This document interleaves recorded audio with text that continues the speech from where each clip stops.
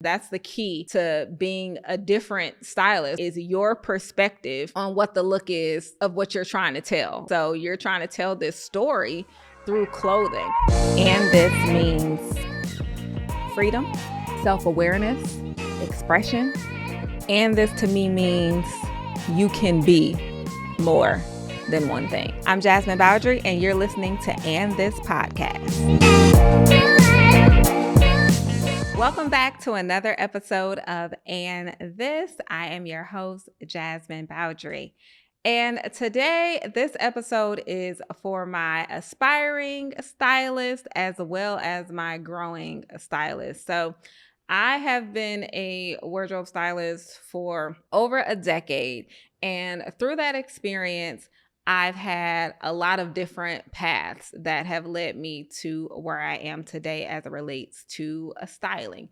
And so I want to share a little bit with you of not only just my journey, but how I got to where I am and the different paths of styling that led me to be here. So come on in, grab your coffee, grab your tea, grab your water. And so I started in the fashion capital of the world, right? So I moved to New York City, 2006, 2007 timeframe. I actually transfer the corporate job that I had so that I would have, income while moving to this new big city. But I wanted to be in the fashion capital. Now, at the time, I was not even thinking about doing anything styling. I was trying to really grow and further my career as a retail buyer, which is what I studied in school. As I moved to New York City, met different people, was in different circles, networking, having my, corporate job, but really trying to get into more of what we call the scene, right, of the industry. I came across an opportunity to be an unpaid intern for what turned out to be one of the biggest celebrity hip hop artists in the world. To give you a little hint, his name is Two Quarters Together. Okay, figure it out. With that being said, I was just trying to get, an opportunity, right? I just wanted to learn, how do you get into styling? Like, what is styling? Why are there so many different, avenues that you can take to be a successful stylist? And so I found, I think the gig on MySpace at the time. I am dating myself, but I found it on MySpace and later, applied, had interviews. It was a group interview. And, the main stylist at the time was asking us, well, how do you deal with celebrities? Are you like a groupie? Do you get excited? Different kinds of questions.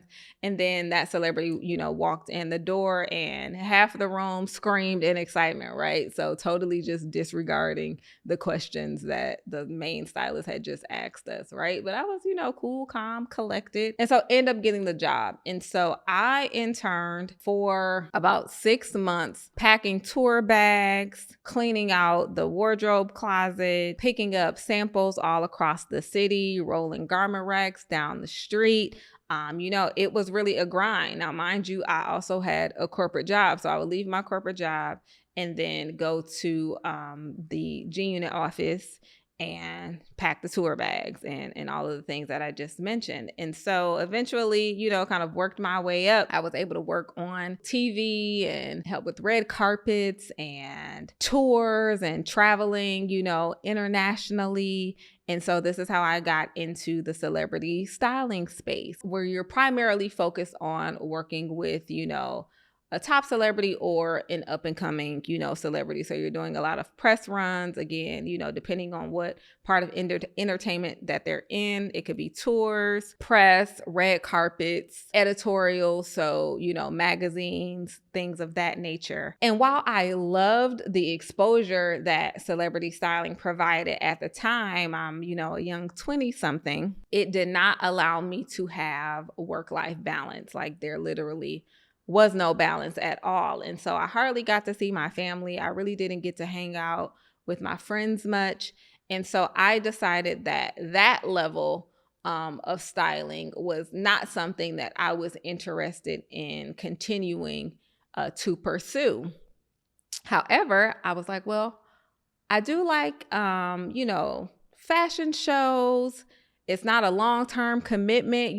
Typically there is a season when there are a lot of fashion shows. So I started working with a group that dressed the models for a lot of the top fashion shows during New York Fashion Week. So I've dressed for Jason Wu, Donna Karan, Vera Wang, Helmut Lang, Michael Kors, Lacoste, like several of the top shows that were happening during Fashion Week. And again, loved it. Amazing experience. But as I mentioned, that level of styling is very seasonal, right? If you think about it, Fashion Week, happens in September and in February, right? So that meant my income was more of a seasonality based business, and I didn't like that, right? So I would still do it from time to time based on when the season would happen, but it wasn't something that was long term. Over the years, I found that where I really loved to thrive, where I really felt I had autonomy over being a stylist, I wasn't, working based on someone else's schedule. I wasn't, working based on someone else's timeline, was in personal styling. And with personal styling, you are really taking into account helping a person look and feel their best. So I primarily work with speakers, coaches, consultants, executives who, are on platforms, have speaking engagements, are keynote speakers, are shifting into new areas and expansions of business. And so I help them match their style with their message. And that is where I have found the most fulfillment, because some people think that, oh, I'm just an everyday person, I don't need a stylist. But that is who I essentially help the most, because you are showing up as a mom, you're showing up as a wife, you're showing up as an entrepreneur, you're showing up, as a business professional, and you need to look the part. And so I have found that my joy and fulfillment has come from helping that area of particular styling versus the others. Maybe you don't want to be a stylist. Maybe you have not downloaded my free fall trend report, but you like, I've been watching this and I love her looks. You can shop all of these styles or something similar in my Like to Know It store. Grab the link by clicking the button below or checking out the show notes. Another area of styling that I absolutely enjoyed was being a TV and film costumer. And so there are different levels when it comes to TV and film, where you are potentially a key set dresser, costumer, background costumer, intern. Like there are so many different levels: costumer, assistant costume designer, costume coordinator, so many different things, right? And so I found that I love doing TV and film. And so you can, find some of my credits on IMDb. I am a former costumer for Creed 3, which was one of my absolute favorites to be a part of. Now, the issue with TV and film, right? And so some people wouldn't necessarily call it styling, right? And here's why. It's because you're dressing a character. It's not necessarily where you are dressing a celebrity and, they're going to be rated on the red carpet based on their look. You are dressing a character. So there's a script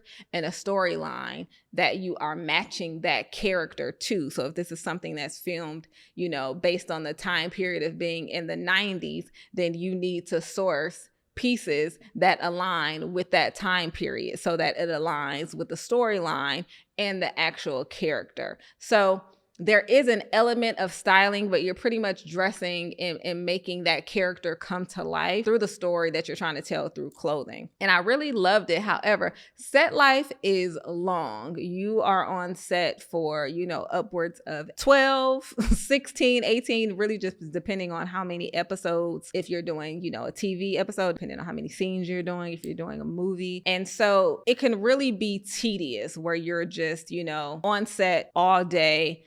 Typically you may have 1 to 2 days off, but it's very tedious work. It's very long hours. And so that just didn't align with me having as much freedom and flexibility as I wanted. Now, what I still continue to do is if I do have a period of time of where business might be a little slower, I do check in with my friends that, are full-time in the TV and film industry as, part of the wardrobe team to just see like, hey, what's going on? Can I potentially what's called day play? And so day play just means you might just go on a set for that particular day. You might go on set for 2 weeks. They just may need help for, 3 weeks, things like that. So I will still kind of pop in and out of the industry because it's always good to just maintain those relationships and connections because you never know. It is very lucrative. I am a part of the union. And so that's another avenue that, you may want to consider is joining the local costume union so that you can be informed of when new movies, TV shows, and things like that are coming to your area so you can be, a part of that. But I would say TV and film is really about relationships because typically the same crews kind of refer each other to the next. Oh, do you know somebody that's an amazing costumer that's on time? You have to be very not only professional when it comes to wardrobe, but you have to be personable. Like people need to like you. You need to be on your shit because again, this is a character. So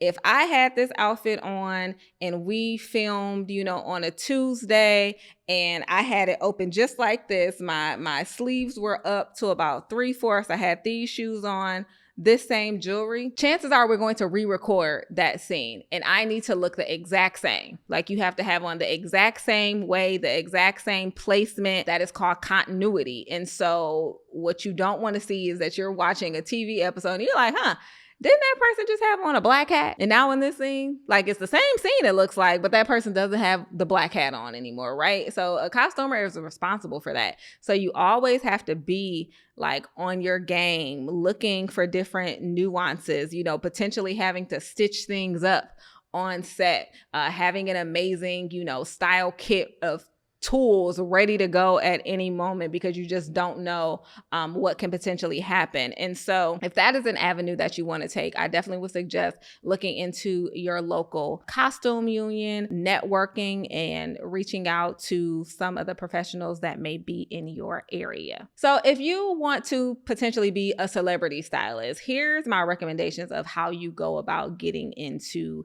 that space. You're going to have to intern for another stylist, right? You're going to have to learn the ins and outs of the business. And I'm not going to lie to you, it's probably going to be bitch work. You're going to be doing pulls, you're going to be steaming clothes, you're going to be going from showroom to showroom. You're going to not really be exposed to what some would consider the fun parts of styling, which is potentially putting the actual looks together, being on, the sets. If it's a, magazine, you might be doing a lot of the behind the scenes work when you are first getting started. But I recommend, based on what city, you are in, is interning for some of the top stylists there, asking if you can just assist, just to learn. Perhaps, if you're in school, maybe your school has resources and you can get credit that way so that they can potentially connect you with some stylists. But definitely for celebrity styling, you are going to have to work for someone else, primarily until you're able to kind of like build your name up, right? So that people know you, so that you maybe potentially go and work with an agency that then can refer you out based on, the clients that agency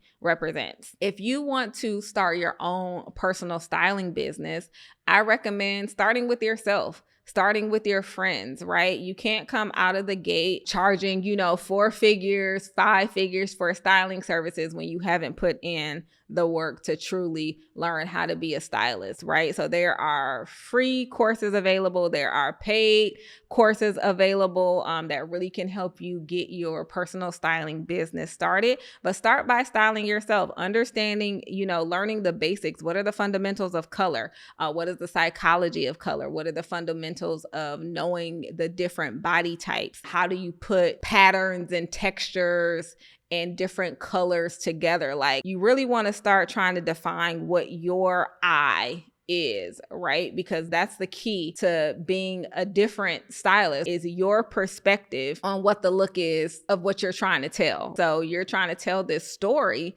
through clothing. What does your eye say? What is your thought? What is your take on how you would potentially style something, right? When I'm thinking about my own style, it's how do I want to be perceived? What emotion am I trying to evoke? How do I want the audience to receive me? So you really want to start getting into some of the fundamental learning so that you can start your own personal styling business. I really hope that this episode, whether you are just now starting on your styling journey or you are an experienced stylist and you want to move into the different avenues of styling, that this gave you a little bit of perspective that you don't have to start where you finish. You are allowed to experience all of these different avenues when it comes to the various layers that styling offers. You know, I personally love personal styling, but you may love TV and film. You may love being on set. So I hope that this gave you some insight as to not only the different avenues that you can take in your styling journey,